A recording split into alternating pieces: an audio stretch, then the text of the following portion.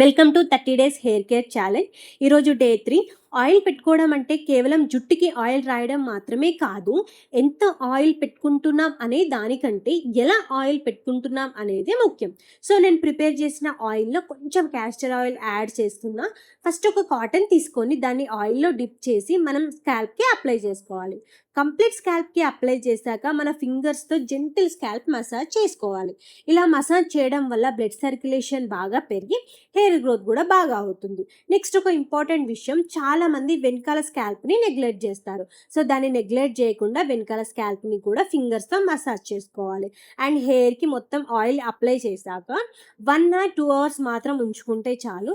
ఎక్కువ డేస్ ఉంచుకోవడం వల్ల మనకు డాండ్రఫ్ అంతా పెరిగి హెయిర్ అనేది చాలా ఊడిపోతూ ఉంటుంది. ఎందుకంటే డాండ్రఫ్కి ఫుడ్ అనేది ఆయిలే.